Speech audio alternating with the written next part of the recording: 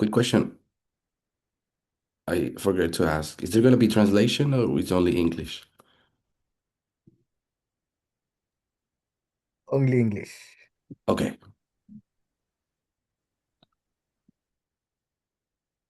Dear God, we thank you for the precious privilege to see the unfolding of events, light and truth of this time.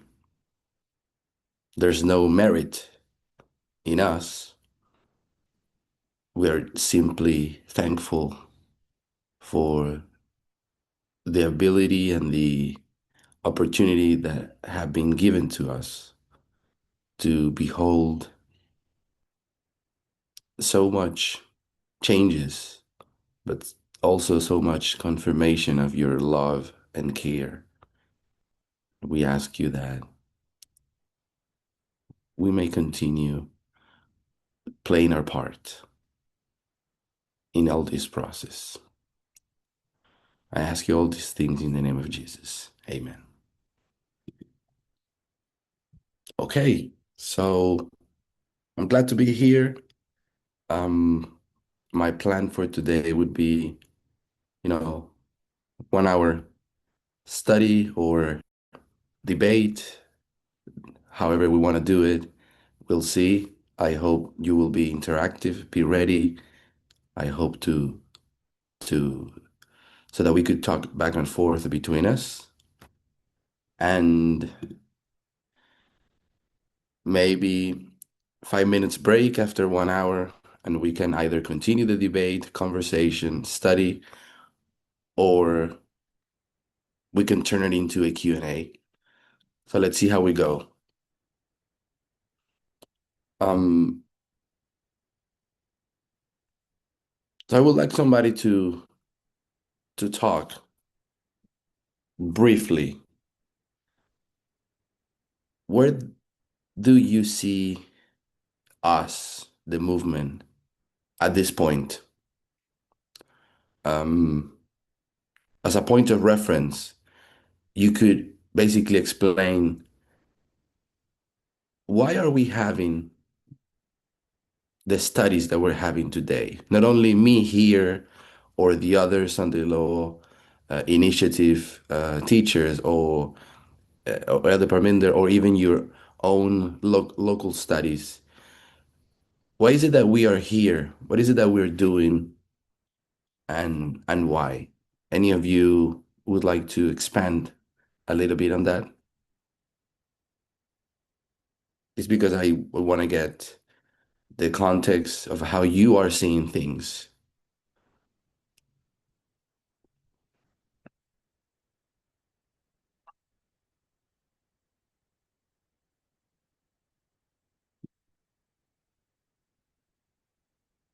If anyone need me to repeat the question, I can. Please let me know if you follow what I just asked.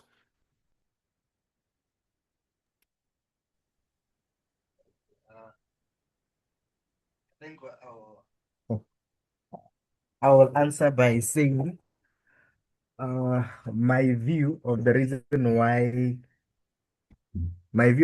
we are having this studies worldwide is that many of us come from Adventist, and Hmm. aside from coming from Adventism, most of us had some preconceived ideas of what the Sunday law was going to be, how it would look like, and such things.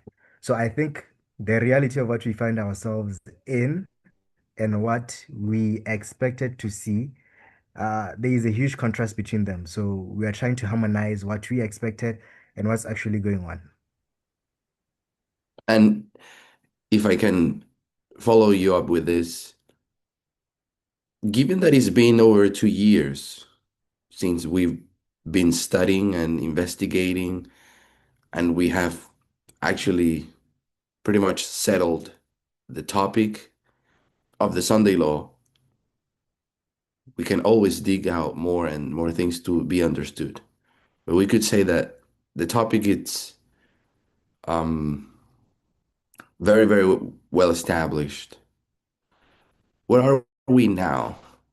I mean, it's no surprise or unknown to any of you, we are already dealing with the close of probation. Anything you could elaborate, given the fact that I just mentioned?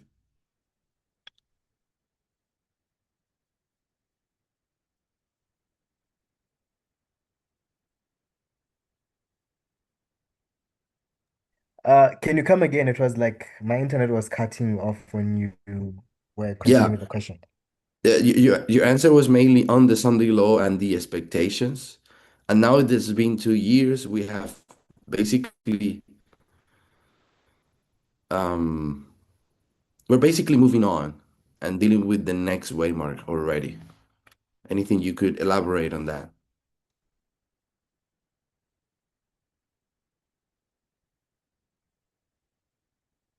Were, were you Okay, able to listen this time? yes, yes, no, I heard you well. Okay, The current waymark that we are on is the close of probation. So it's funny that you mentioned that because I myself find myself a bit confused with regards to the COP waymark because when it's elaborated, I get the sense that it's the COP for institutions and it as well is like with regards to what I was expecting is different from what I thought would be happening. So definitely. yeah. So we were dealing with a waymark that we already had. Um, how can we say? We already had wrong expectations about the Sunday law. We've been taking care of that, um, through a lot of very well organized, you know, debate, fashion, and you know, consideration, looking at each point and everybody's views to see what passes the correct criterias and methodology, etc. So we've been dealing with that, and as we were doing that, we are already trying to understand the COP, which is in fact even more unexpected and even more different than even the Sunday law. And that's probably because I tend to think that, and I think many of you can be familiar with the following thought. That is, as we have progressed in our line, let's say 2018, 2019, we've been changing our expectations from several things. For example, it was a huge change when we understood that raffia, there was not going to be, we would just call it hot war. Um, but as as Adventists, we were always waiting for the moment in time when the world was going to really crumble and things will go down very quickly. We were expecting, a lot of crises and a lot of war and a lot of death or something like that. And we've been changing those expectations. And we basically coined this um, phrase from the world, information war. So I think we've been getting used to the fact that waymarks never look as you expect them first. So we are very, very good at that at this point to know that we know things are going to look different than what you would initially understand because you're initially always given some sort of shadows, symbols, or simply a shallow idea of what you're expecting. And all of our waymarks are very, very different to what people would expect. 1989 is very the end. So now we arrived to the Sun. Before we were to the arrived to the Sunday law, we were already sure that it had nothing to do with Sunday, and it had been many years since we understood that. So if you already knew that it was not going to be about Sunday law, what was still unexpected about the Sunday law? The actual July 18th. We already knew it was not going to be Sunday, Sabbath issue. Why was still a testing issue? The fact that the Sunday law, what was it that was too different about the Sunday law? Didn't we already know it was not going to be Sunday? Um, literal Sunday laws? It could be you or anyone else that haven't spoken.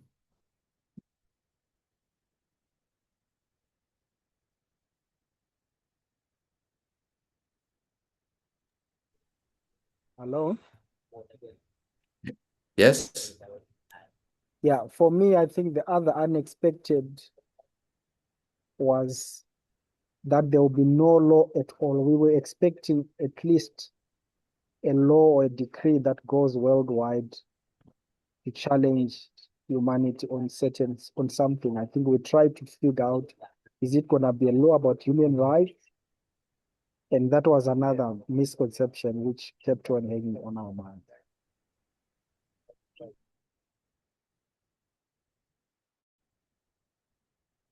So we didn't only change the topic from Sunday to something else, we also expect that the word law will still be true in some shape or form, but it wasn't. Is that what you say, Milton? Yes,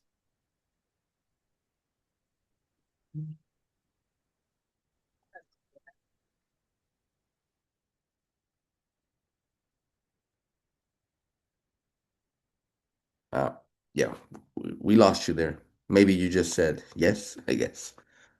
yes, I said yes. I'm not sure if it's my network. Um, so it wasn't a law, and it wasn't about Sunday, which we already knew. So the challenging part was that it wasn't even anything to do with the law.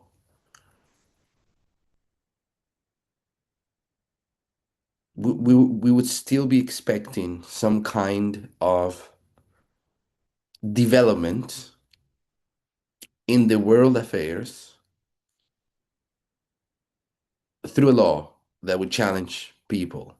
That didn't happen, but that doesn't mean that a challenge didn't come to the scene at the Sunday law. That didn't mean that a challenge to human rights also rose in July 18th. Like, it seems to me that the way we have understood things at a principle level, they continue to be true. But definitely the details, which are the complex things to understand, they differ to our expectations. Um, because it's really, really hard to know the details. So now we are at the COP, and this is already breaking all of our expectations, even more, for several reasons. Um, can anybody mention what expectations have not been fulfilled, given the fact that we are apparently already at the COP, past the COP for more than 7 months?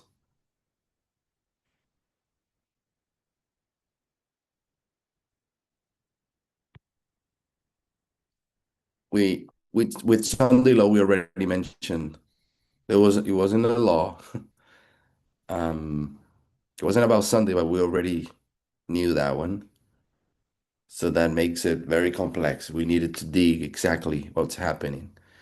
And we saw how the seventh kingdom was an important marker to understand what the Sunday law is. What about the COP?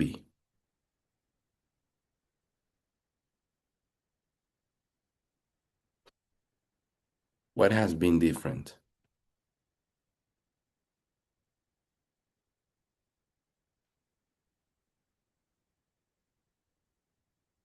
Anyone else? We have James, Zego, Monametsi, Mahika. Any of you want to share something? Are you able to?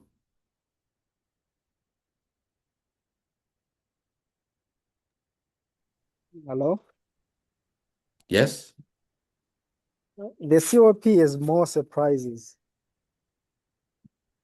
I think the way we had understood Daniel 4:1 was that when in the model of Adventism, when mercy is withdrawn, humanity will go terribly bad and confusion follows. And Mm-hmm. that is not happening. And the second thing is we are struggling with the idea that we had created a world of two groups, the righteous and the wicked, which is also not yet now clarified when we look at institutions.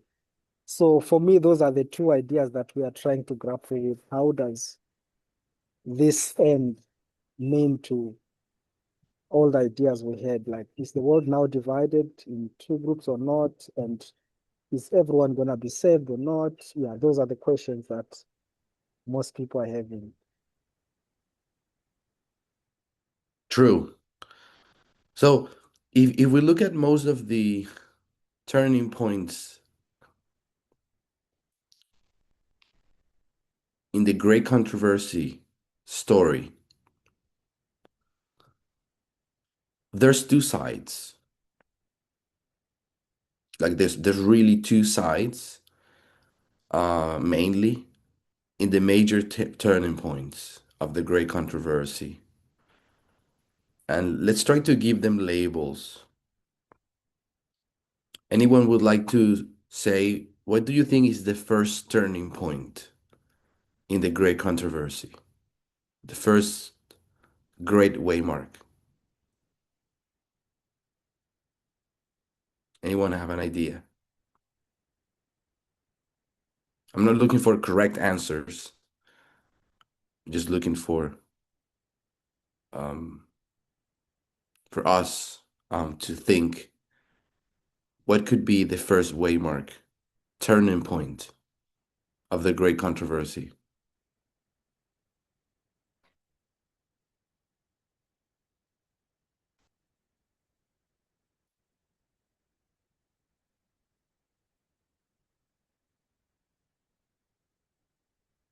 Hello? Yes? Is it not Satan in heaven with God or Christ? I don't know. The first Okay. turning point. Mm. Well, let's how can I say? What if we go deeper with that thought that you're mentioning? So, are you saying how can we summarize it? The rebellion, that would be a way to say it. Mm-hmm. And so there's two sides in that major waymark. If we think about that waymark politically, can you give political names to the two sides? I don't know what you want to choose, what story you want to use to illustrate. People, whatever you could say, left, right, or Democrats and Republicans, or liberals and conservatives, or progressive versus conservatives, or any other that you may come up with. Do you think there's a fair comparison? Can you find a way to characterize the two sides in political names? If so, what names would you assign to them?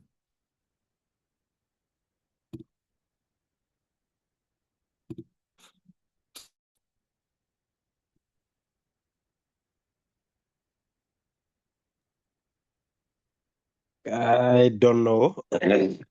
maybe I think Elder Pamenda once did a study about humanism. I'm not sure it was humanism against versus ideology. Mm-hmm. Yeah, I forgot the proper terms that he used, but I know that humanism was there. I'm not sure about the other term. I'm not sure if he was saying ideology, but it was humanism versus something. So maybe I think I think I would go with that.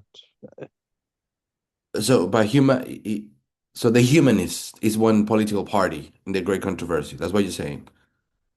What we're using illustrations, right? Yeah, maybe the ideology that I don't know, maybe put humans above everything else.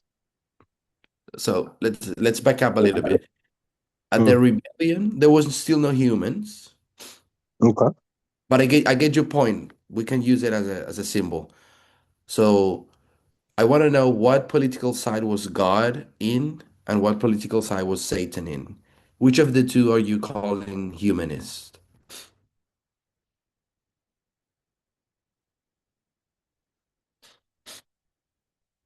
Or you can just reconsider the whole thing, however you feel.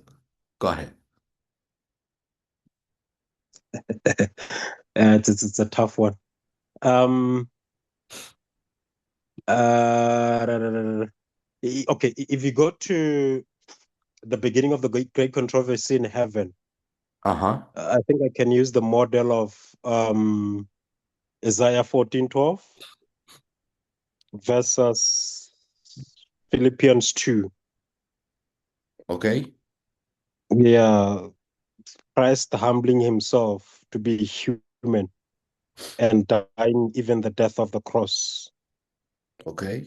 so that he can lift us up. But Satan in Isaiah 14:12 just self-exaltation, pride, and all those things. Isaiah 14:12, I think combined with Ezekiel 28, you are corrupted because of thy beauty, all those stones that are in thee, the topaz, the what, the what.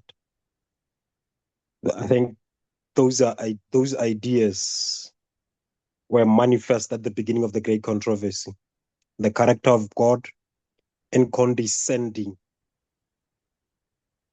to be humble enough, not to be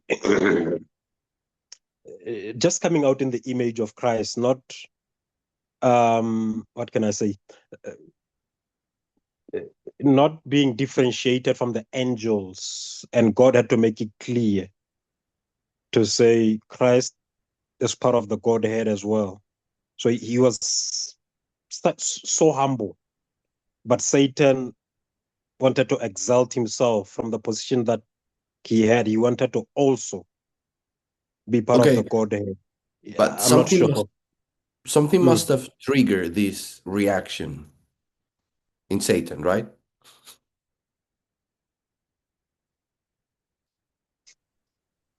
Yeah, we'll just go by the explanation of Ellen G. White to say that it was when God recognized Christ as God that Satan began to have a problem. How was this individual? And then the restrictions by the law of God. I mean, I don't know. Somebody can Okay. help me. Who want to help build the an idea? And remember, it was good what you were saying, and you used illustrations known to us, especially from the Bible. But the reason I want to stay out of them and ask if you could assign them political parties today, which is not new to us to understand great controversy topics using the ideas of political parties. We basically have a lamb beast that with all of its errors or mistakes, we know it was good. And then we have the dragon.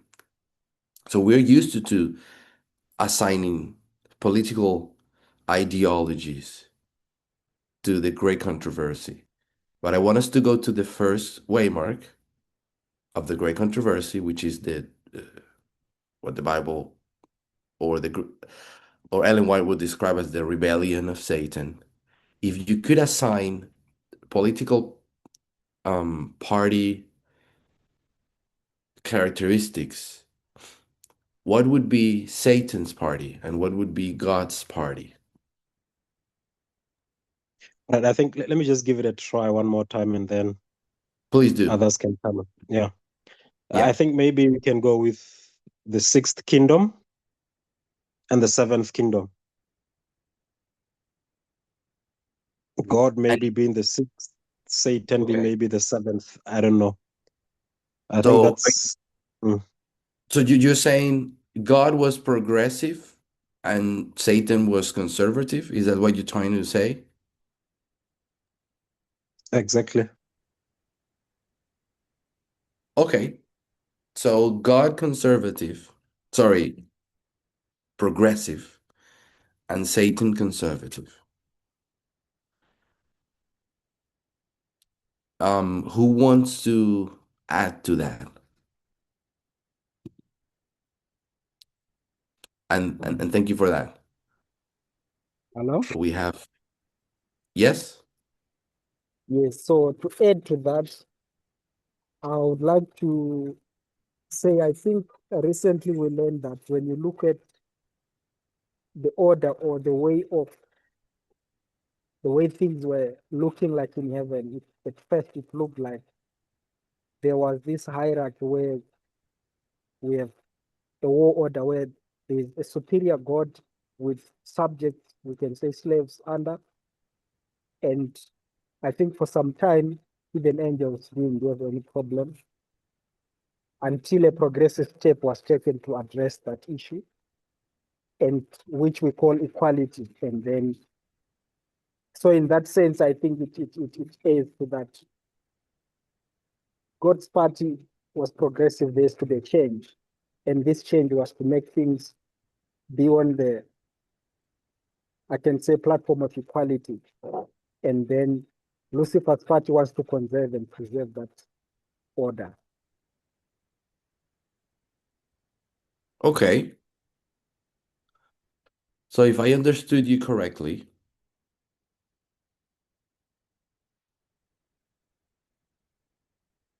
you're saying heaven was in a certain way, however that is, at some point God decided to change the way heaven was, either laws, principles, but it was a big change. Is that what you're saying?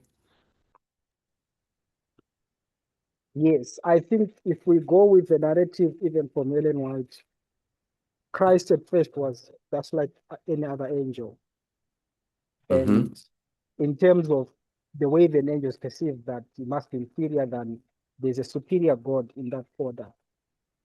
And it comes to a point where Christ is going to be uplifted. And I think that's the change which causes a lot of tension.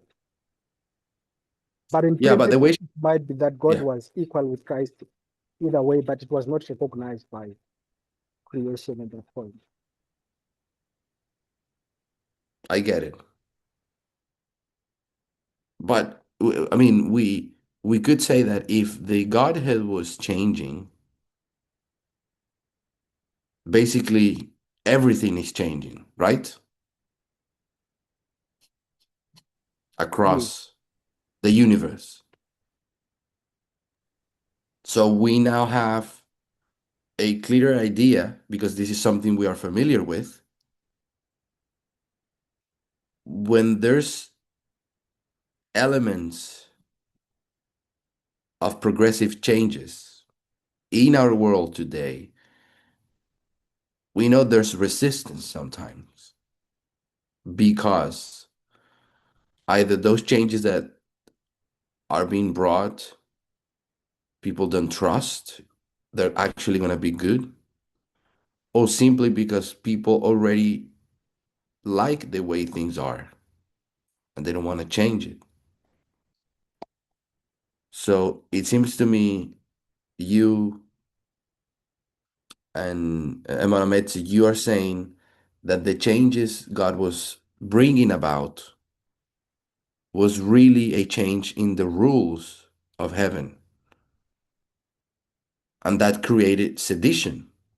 People didn't want to go that path for some reason. I know we have a lot of Ellen White and Bible verses that explain things about the selfishness of Satan or the pride, and we can dive in all of that, and that all of that continues to be principles that are true, but we are trying to define them in a little bit more realistic terms. That's good. So if God was the one that was changing and Satan was the one that wanted to remain, it changes a little bit the picture to how I thought it was about. I know there was pride and Satan wanted to be like Christ or something, but I always thought that the the person who wanted to bring about a new thing was Satan. New in the sense nobody had ever questioned either God's authority. Nobody had thought before to create an independent government. This is literally that what happened. Satan created his own government. So I always thought he was the one bringing something that was new. But now you're saying was bringing something that was new, and Satan wanting to remain or keep things the way they were. Is that still the way any of you would characterize or understand that first waymark of the great controversy? Yes, I agree with you. I had the same idea also of thinking that it's Lucifer who had a new concept which challenge everything, and that's the same picture I had as well. It means that the challenge came from God, not simply saying that Jesus was also equal to God, but simply changing the rules of however heaven worked. I don't fully understand it. Uh, of course, we don't. I'm not sure if you are saying creatures were suffering, um, because I don't know exactly how things work in a context of not sin. Uh, However, that hierarchical slave kind of structure used to work. I'm hoping he wasn't a bad one in the sense that it hurt people, but probably that's something that we will know in the future, either on this earth or later. But what we can see is that it seems, and it was always there, God was the one bringing the element of change, and simply a third of heaven resisted to that change. They wanted to keep things they were. Um, yes, want to speak? Can I just chip in and say maybe God was trying to move heaven to to to to what word can I use here? To be more a perfect union. Maybe you can take the law of God as some constitution of the United States. The founders did not understand it. The founders of America did not quite understand the constitution to its fullest extent at the beginning, but they Mm-hmm. were moving towards its ideal.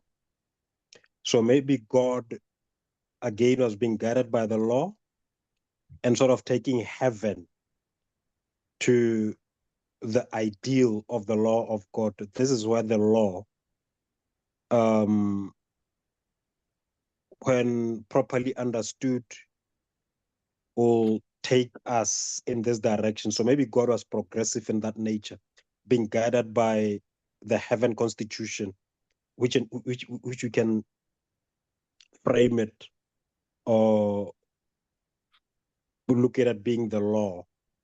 Mm-hmm. So Satan was resisting that particular direction of where the law ultimately of heaven would have led, or God was leading the constituents of heaven to using his law.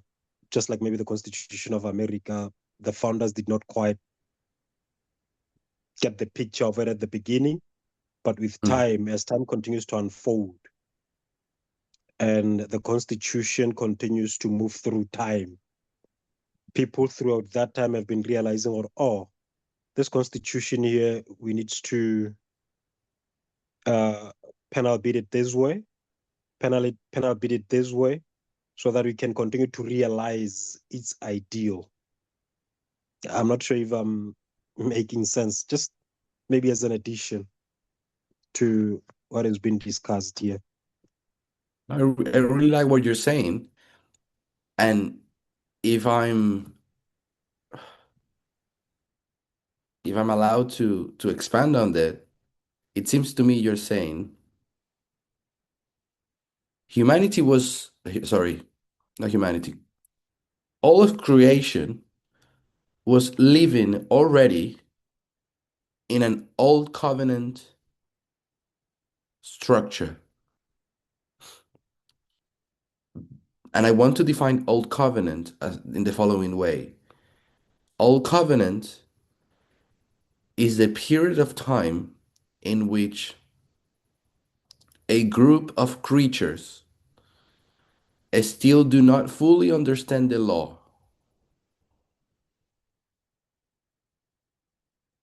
but wherever they are in the process of understanding it. The illustration you used was the United States and the Constitution.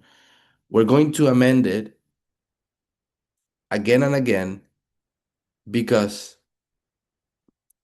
um, behind or underground of the visible, that law or that constitution already points to something perfect or more perfect that is in the future that you can achieve, and you have to go through the steps to get there. But it already has the um yeah, it's like the DNA. You can already see where it is going, but you need to go through that process. So the old covenant is not something bad, it's simply a tool that is guiding you. And the way you and the others have expressed um, the way heaven used to work before the rebellion, it seems to me you're all saying it was an old covenant structure, meaning it wasn't the fullness of the understanding of the law, but they needed to be there just because of a lack of knowledge. That's what old covenant is. The old covenant is not a different law. The law is always that perfect, loving, and respect of rights, etc. But you need to apply it differently according to the understanding of the people. You need to meet people in their context. The way this is new to me, if this is true, is that I thought it was applied to humans only because they were newly created, there were only two, they very quickly went into sin. So they need to go through the whole human history that we have recently identified as a third line of Old Covenant that goes from Eden to 2026. And Old Covenant is not inherently bad, it is simply the law meeting us in our contexts, but somehow is always guiding us through different amendments, a greater understanding of that very law until we understand it by ourselves. But now the way you're saying is that this structure was actually already something happening in heaven. The whole heaven was living in an old covenant understanding of things, and God wanted to move on to a new covenant way of looking at things. And that sparked a great I don't know, reaction. Um anything of what I'm saying, it's still aligned to what some of you have expressed?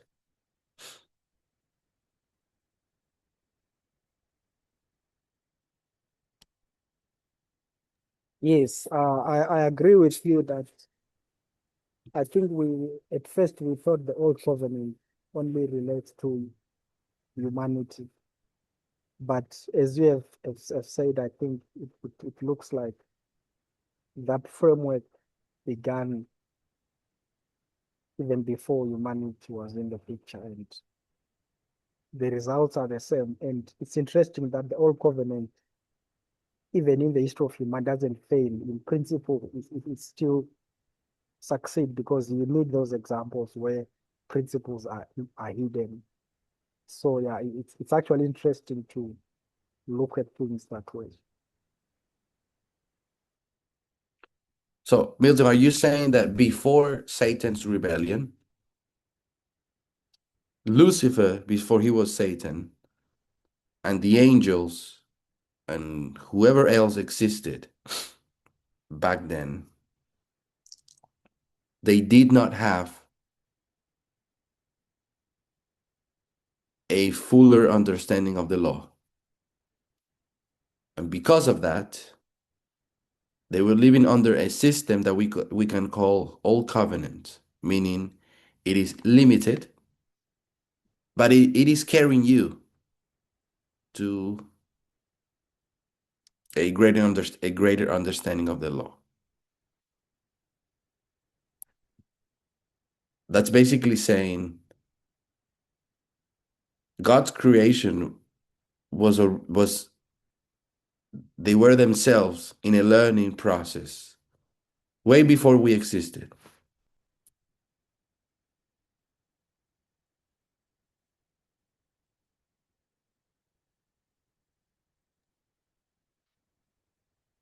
I think I would say yes, because just to add on your point and on Milton's point as well, I think I would say yes, because I'm not sure that even when the angels themselves were created, had a full understanding and a full knowledge of the law of God. So it was going to be a process even for them. Even today, if you are to use the examples in the Bible, we are told that there's something new that they learn about God every Mm-hmm. day as they worship Him, whatever that means. As they worship Him, there's something new that they learn about Him every day, even us Mm-hmm. as humanity. I mean, where we are, we have changed our views at the beginning you detail things that we changed from. We used to look at things this way. Now we are looking at them this way.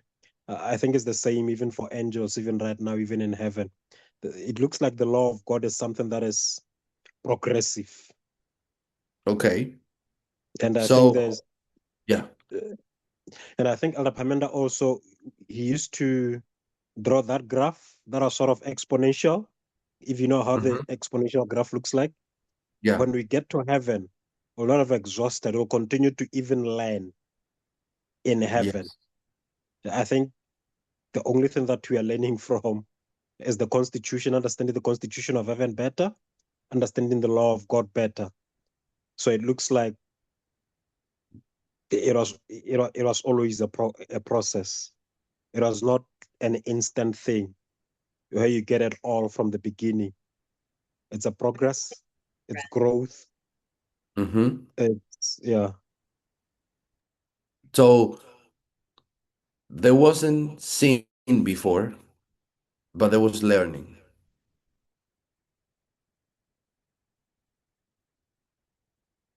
What would you say about suffering? Do you think it was part of it? Hello? You- Am I audible? Yes, I can hear you. Can you hear me? Yes. Yeah, so I think as Letang have highlighted, I think if there was no rebellion in heaven, and we are learning Hmm. that part of why God wanted humanity to come in the picture was going to be another example of, I think we've learned this concept that humanity was supposed to be um, working in, is it companionship, or we're supposed to help God in explaining things about God's character. Yeah. And Yeah. if that rebellion didn't occur, I think the environment of learning was going to be much easier. But that rebellion made both environments become more difficult, especially for human beings. Things was going to become more complex, even if there was no eating of tree, or all those things we have read about at the beginning of even humanity. I think the learning experience and the environment was made more difficult with that rebellion. And that's the change, which not unforeseen on God's side, but which is very difficult to avoid. Okay. And any of you have thoughts about why does it seem so parallel? I mean, concurrently in the chronology of the events. Why does it seem from the spirit of prophecy, we take this, it seems as if the rebellion, which is parallel to a big shift in the understanding of the law among the citizens of heaven. We already talked about that one, and we understood why it makes sense. It is parallel because the rebellion is a reaction to that progressive change, which is basically an understanding of the law, a greater understanding of the law. Isn't it also parallel somewhat that the creation of humanity was part of that? Because when I go, through my memory, I have seen several quotes. One would say, well, Satan got mad when he discovered Jesus was bigger than him.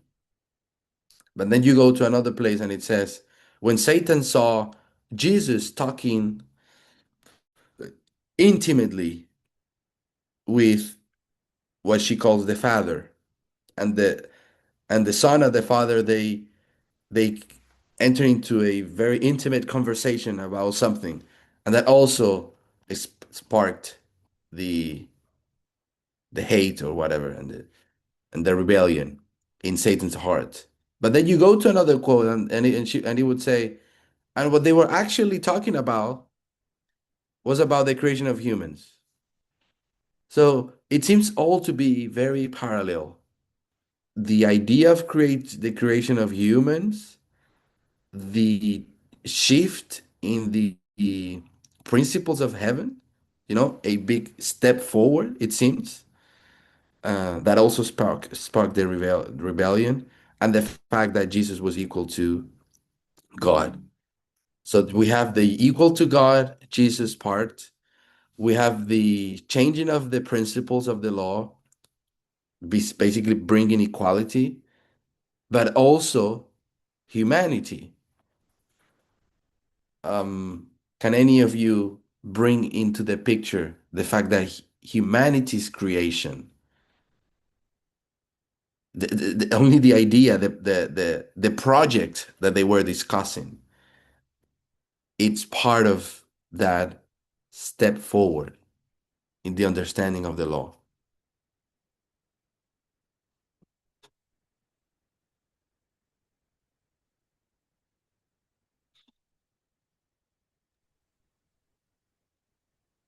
Yes, I agree with the way you are making the comparisons. And actually, it's interesting that different codes relate these two projects together. Like there is another comparison which Ellen White makes that instead of Lucifer rebelling, he could have actually be patient, and even when humanity comes into picture, she put this picture that you are supposed to be the teacher or the tutor of human beings. And that process looked to him like he's being lowered than the position he had.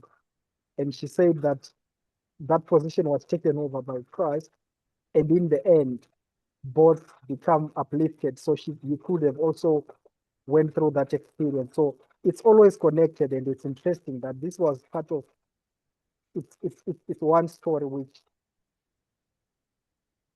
is running parallel, and there's so much we can Mhm. learn by approaching it that way. Yeah.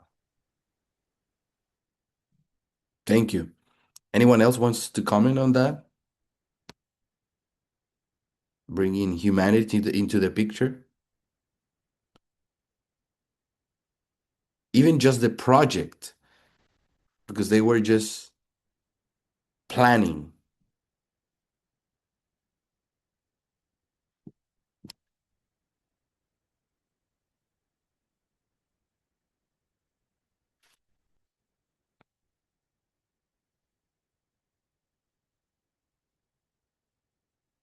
So I want to add one thing that I think is not new. Then we will have a 5-minute break. When I look at the idea of creating humanity in this context that we're talking about, it seems to me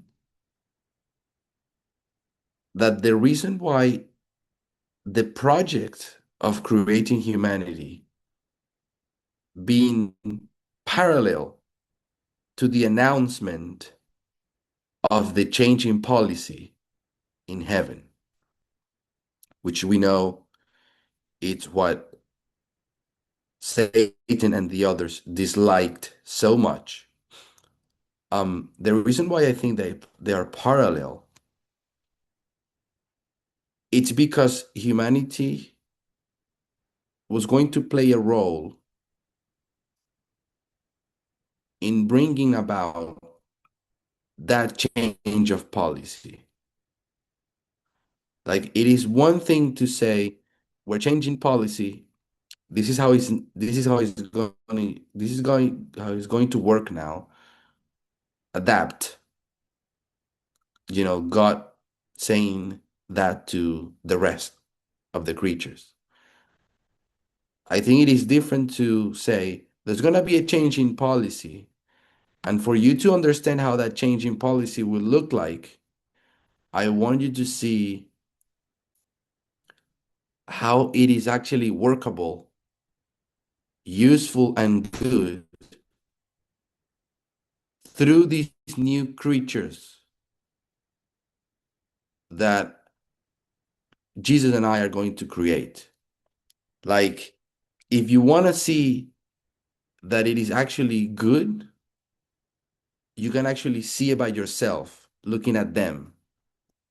So we're going to take care of this new world and its new creatures, and they will experience the change in policy among themselves. And that's how the creatures pre the creation of humans could have an example to follow and to apply. What I'm trying to say is I don't think God was forcing the change in policy, because that's what it implies. If we're saying one day God decided that they were going to make a change in policy and they're gonna and and that's it. Change. You you have to do whatever I tell you. It defeats the purpose, because you're basically saying we're changing the policy so that you have a saying in all of this, so that you have the right to question me because you're equal to me. We're moving away from kingship and monarchy, if that's what heaven was before. You have said that.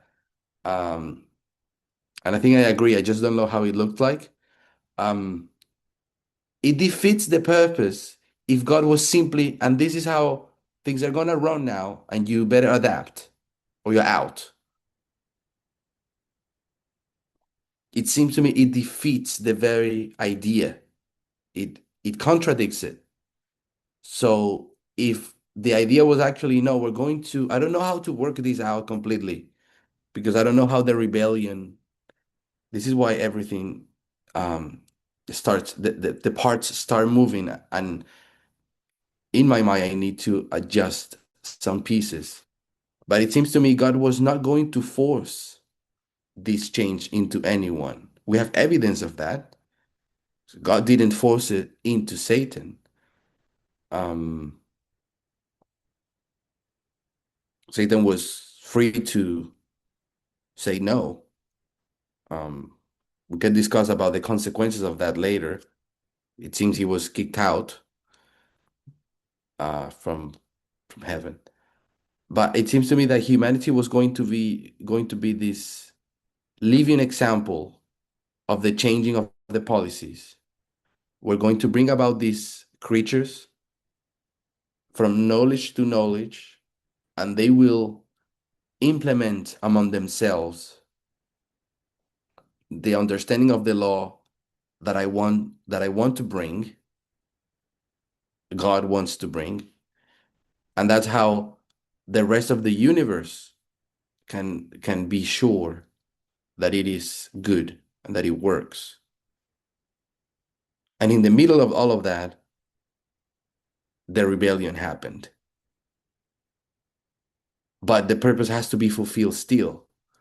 Still, humanity has to be even more now. It becomes even more necessary because people are now not even giving us the chance to show how it could work. They want to damage it, and that's a great controversy. Um, yeah, maybe what I just said was a bit confusing. Any any counter thoughts, any questions that arises from what I'm saying, or anyone wants to add anything?